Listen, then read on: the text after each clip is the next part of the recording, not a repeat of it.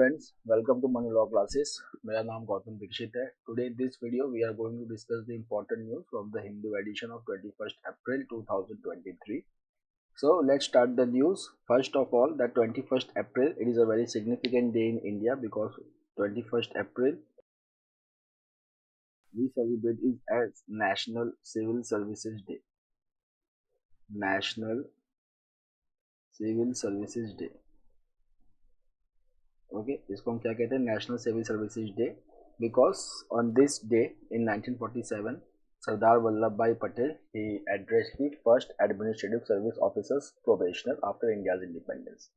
Okay, that is the importance. Now about the national civil services day. So कुछ civil servants के बारे में देख लेते हैं. जैसे कि हम जानते हैं कि ब्रिटिश टाइम में we used to use the term Indian civil services. So the first Indian civil services personnel or officer was Satyendranath Tagore. Satyendranath Tagore, he was the elder brother of Rabindranath Tagore. So he was the first Indian ICS officer of India, Satyendranath Tagore. उसके बाद the first woman IAS officer जो है, so it was Anna Rajam Malhotra. The first woman IAS officer is Anna Rajam Malhotra. Anna Rajam Malhotra. Okay, so let's start the news now. The first is Surat court rejects Rahul's plea for stay on conviction. So in a major setback to Congress President Rahul Gandhi, the Surat Session Court जहाँ पे इनको convict किया गया है defamation case में for 2 years. So after that the court again has dismissed his plea, seeking an interim stay on his conviction in a defamation case. So as we know, according to the Representation of People's Act 1951 section 83, इसमें क्या होता है that if any person is convicted of on offense whose imprisonment is of 2 years, minimum 2 years imprisonment, so that person is disqualified for being the member of parliament for the next 6 years after his or her release. Now the next is PSLV C55 mission, ISRO to carry out in-orbit scientific experiment using spent PS4. So the Indian Space Research Organization is going to launch its mission that is called as Polar Satellite Launch Vehicle C55. अब इसकी एक खास बात क्या होगी, जो PSLV होता है उसमें 4 स्टेज होते हैं. जो उसका फाइनल स्टेज होता है it will be the spent stage. So the fourth and final stage of PSLV, PS4 का full form यहाँ पे है, fourth and final stage of PSLV. So here ISRO will be carrying out in orbit scientific experiment by using the spent PS4.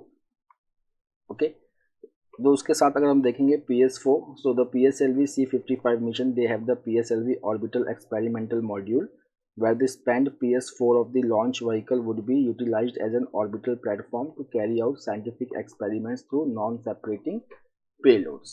Fine, so this is the third time where ISRO is going to use PS4, which is used after satellite separation as a platform for experiment.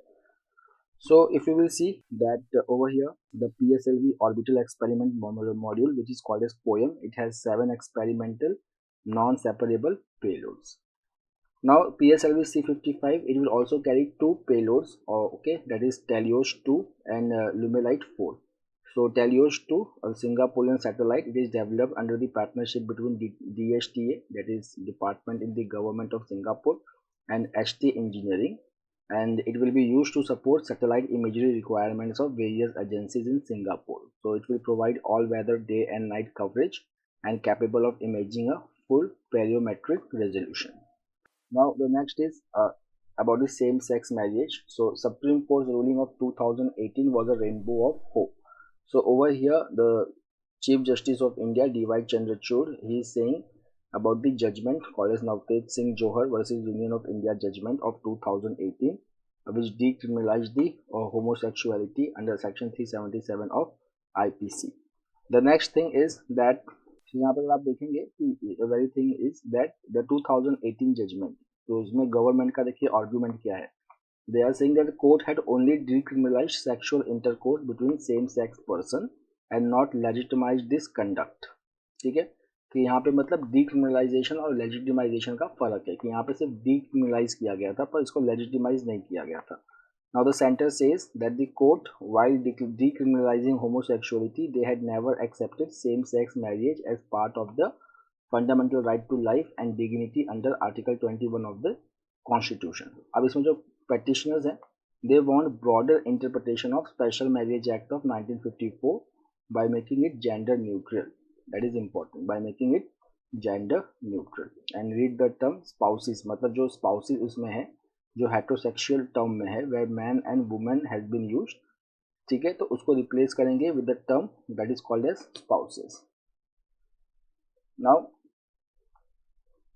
Special marriage act में एक और problem है, that is requiring the prior notice. So supreme court has said that the provisions of the special marriage act, तो इसमें क्या होता है कि if couple they want to register their marriage under special marriage act, so there has to be a 30-day notice of intent to marry, okay, and after that the couple can marry. So over here the Supreme Court observed that the very objective of the Special Marriage Act is to protect couples, but these provisions lay them open to invasion by society, by district magistrates and superintendent of police. मतलब कि 30 day notice है कि that after 30 days these two people are going to marry, तो ये notice जारी होगा. तो जब नोटिस जारी होगा तो लोगों को पता चल जाता है कि that these two couple they are deciding to marry, so which goes against the concept of privacy. The next is Aadhaar authentication for private use proposed. So there is a draft notification that is called as Aadhaar authentication for good governance, social welfare, innovation, knowledge amendment rules 2023. Now if this amendment passes, so it will allow Aadhaar authentication for promoting ease of living for residents and enabling better services. And then it will also make the voluntary Aadhaar authentication by non-government entities as a rule. So here if you will see, the government official has said that the voluntary private sector led authentication would be in the hospitality sector, where ID requirements when checking into hotels could instead be done through Aadhaar. The next is Pakistan Foreign Minister Bilawal Bhutto to attend Shanghai Cooperation Organization meeting in India next month. Okay, so if you will see that Shanghai Cooperation Organization, the India is chairing the SCO summit this year. So Pakistan Foreign Minister now Bilawal Bhutto is going to attend the SCO meeting now. Okay, the next is again from the SCO only. SCO members must pool resources, expertise on disaster reliance. So Shanghai Cooperation Organization, where the members are China, India, Kazakhstan, Kyrgyzstan, Russia, Pakistan, Tajikistan and Uzbekistan, they are the members, and Pakistan has attended this meeting virtually. The goal of this meeting was the collective approach to disaster resilience by pooling resources and expertise and to avoid the duplication of efforts. So यहाँ पर अगर आप देखेंगे कि this paragraph is very important, that the SCO countries they represent 40% of the global population, 25% of the global GDP and 22% of the world's total land area. Then India has said that the India-led Coalition for Disaster Resilient Infrastructure, that is CDRI, which has 39 members from across the world. Okay, so this is the coalition which focuses on constructing disaster resilient infrastructure.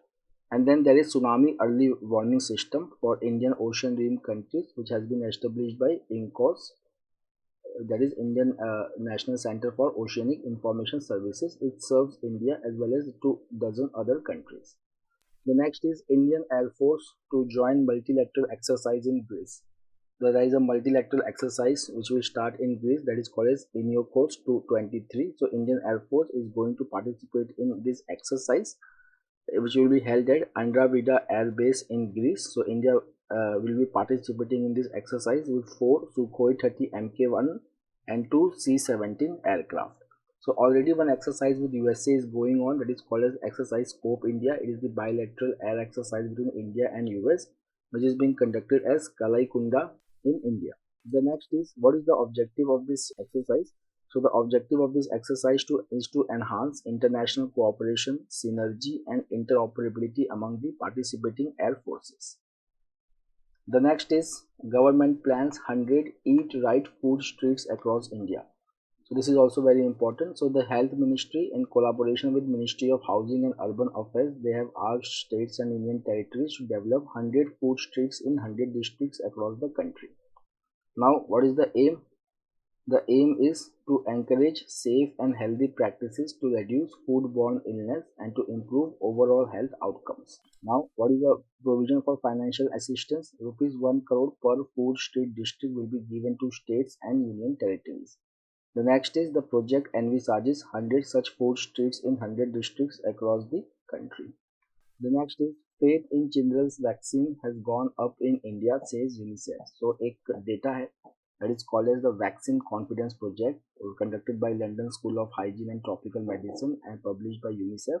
So it has said that China, India, and Mexico, these are 3 out of 55 countries which have been studied for popular perception of importance of vaccines for children, and it has shown that the improvement has been done in children's vaccine.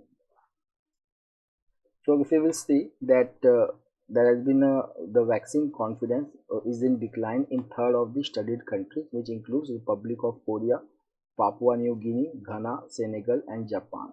Then the report also highlights the growing threat of vaccine hesitancy due to factors such as misleading information and declining trust in vaccine efficacy. Now there is a report which is called as the State of the World's Children 2023. It is released by UNICEF.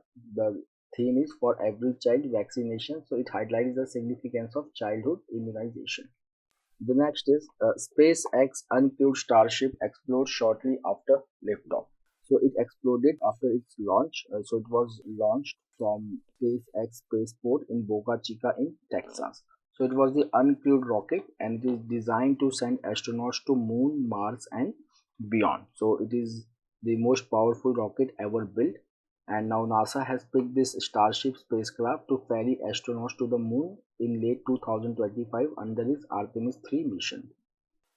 The next is war against inflation not yet won. So यहाँ पे जो article है, it says the risk to the Indian economy. So if you will see, so there are risk. What is the risk?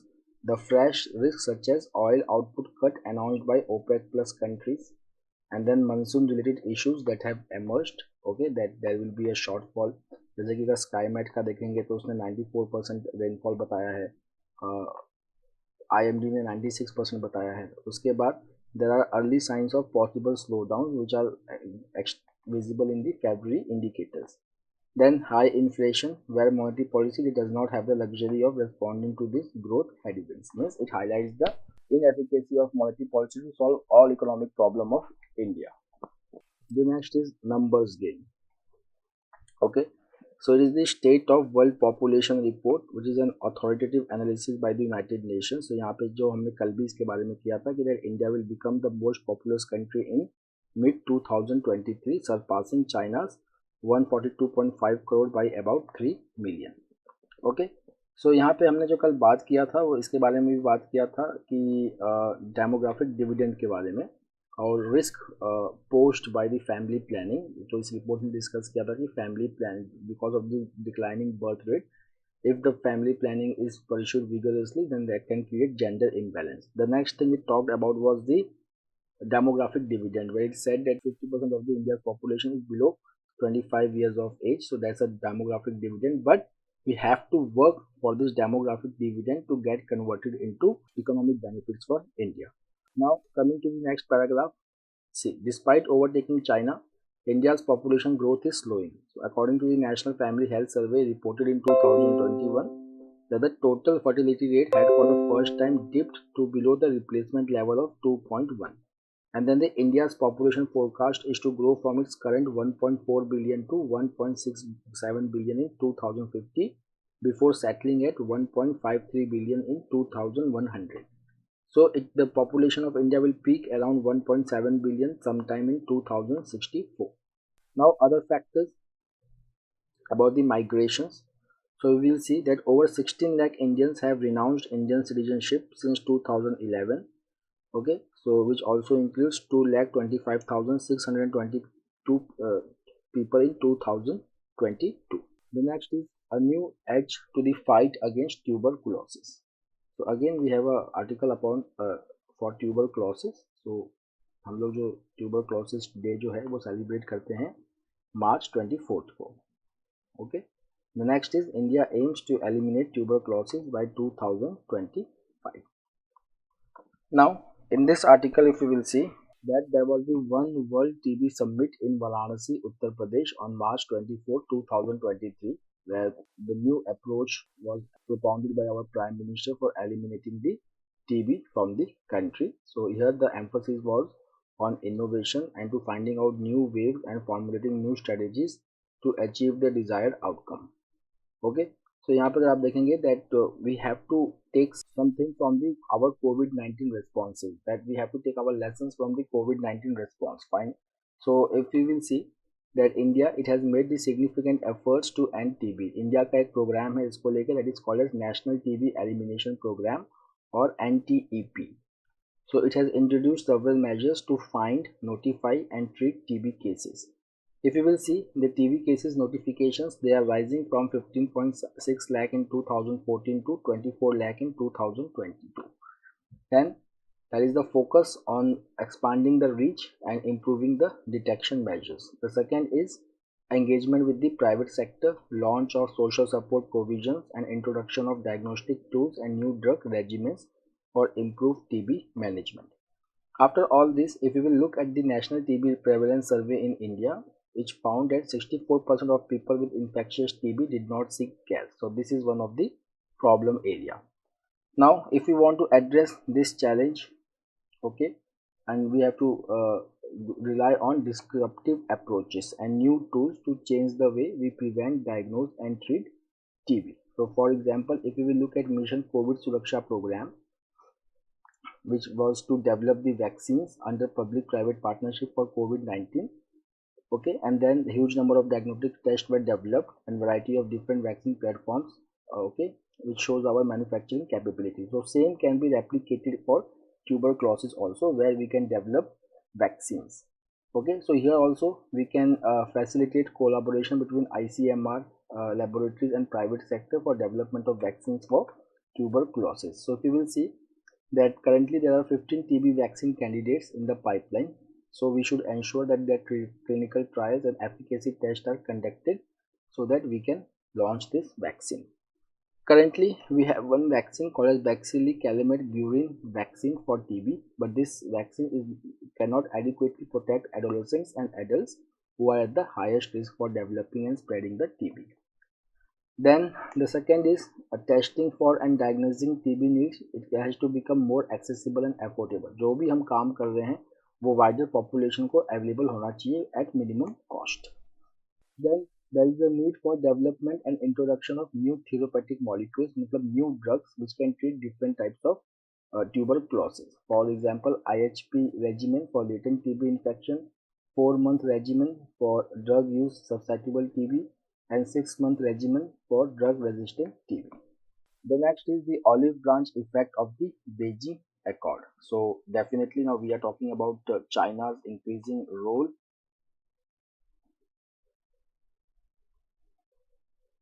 Okay, China's increasing role in West Asia. Okay. Particularly we are looking at Saudi Arabia, Yemen, Saudi Arabia and Iran, and then at Syria. Okay, Syria में भी क्या था, that Iran and Saudi Arabia, they were at opposing side, Iran and Saudi Arabia. Now what we are seeing, that Syria is now returning to the Arab fold. Fine. So if you will see that currently that foreign ministers of Iran and Saudi Arabia, they met in Beijing to discuss the details of mending their relations. The next is Saudi and Omani diplomats, they are in Sana'a in Yemen to discuss the terms of ceasefire in Yemen. And the next we see is that Syrian President Bashar al-Assad, who was isolated for decades, now he has been a welcome guest in Oman and UAE, and while the Syrian Foreign Minister Faisal Mekal has visited Egypt and Saudi Arabia. Okay, now coming to the truce in Yemen. So Saudi Arabia needs a truce with Yemen, where the Houthi rebels, they have carried out attacks on its oil infrastructure, bleeding it economically. Right, so that where the Saudi Arabia wants a ceasefire. Now these Houthi rebels, they are supported by Iran and they are controlling the capital Sana'a. Now the next is that about the accommodation of Syria. So after the earthquake in Turkey and Syria in early February this year, so it encouraged diplomatic engagement with Damascus, right? So which has now accelerated after Saudi Iran accord. So Mr. Assad, he received delegations from Lebanon, Jordan and UAE, and he spoke to the leaders of Bahrain, Egypt, and he visited Oman on February 20. Okay. अब यहाँ पर अगर हम देखेंगे that Russia's principal ongoing effort is to reconcile Syria and Turkey, which is facing a next challenge, because यहाँ पे ये है कि Syria it insists on full Turkish military withdrawal from northern Syria. Okay. Now coming to the next, an emerging regional order. So यहाँ पर अगर आप देखेंगे that Saudi Arabia it has become the dialogue partner of the Shanghai Cooperation Organization and it wants the membership of BRICS. Now it will continue to buy weapons from US, but it also diversifying its suppliers, like it has brought ballistic missiles from China and has purchased Chinese technology to manufacture its own missiles. The next is Saudi Arabia and Russia. They have remained solid partners in the OPEC Plus conclave to manage oil production and prices. The characteristic feature of all this shift is sidelining of United States of America. Now coming to Iran. So Iran already has a substantial defense, energy, economic and logistical connectivity ties with Russia and China, the three countries which have carried out another joint naval exercise in March. Then Iran has a central place in Belt and Road Initiative, and it is working with Russia for construction of 7,200 km long international north-south transport corridor that links Moscow with western coast of India. Okay, now these developments in West Asia, definitely they will also have impact on Eurasia and Indian Ocean region. The next is India's fighter jet conundrum. So if we will see, the total sanctioned strength of Indian Air Force which is required is 42 fighter squadrons to fight two front war, and today India has 31 squadron. Okay, so if we see this that जो air force का जो सबसे बड़ा problem है that is modernising is fleet. Fine.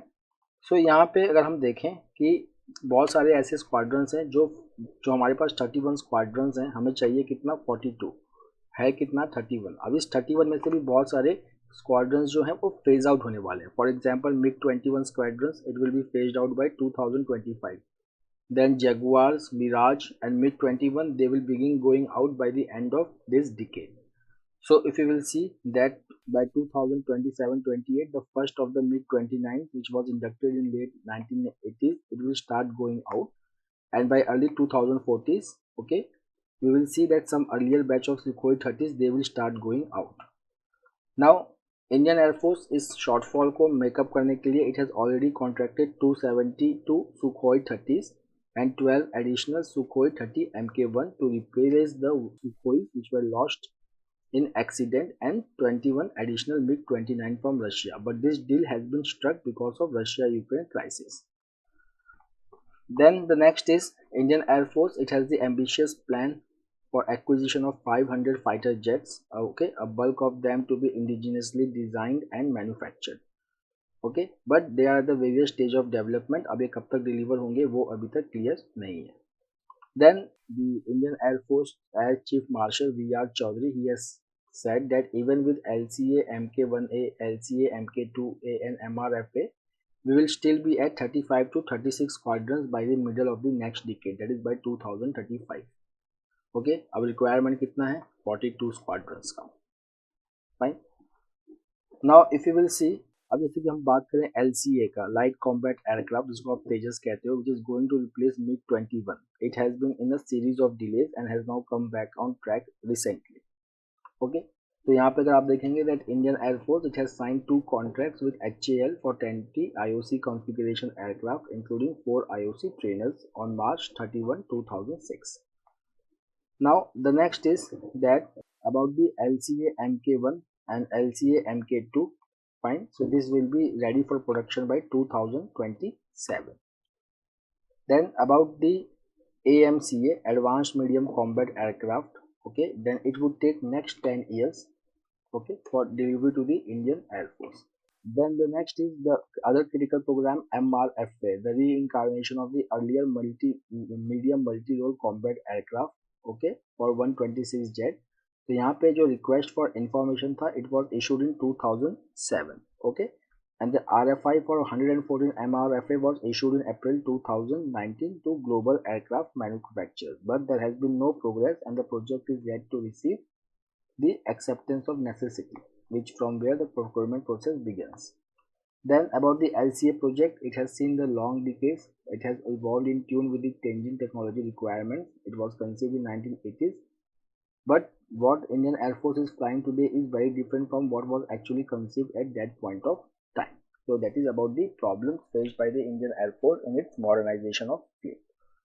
Now, यहाँ पे why do we require 42 squadrons? Why do we require 42 squadrons of Indian Air Force? Okay, because to fight two front war.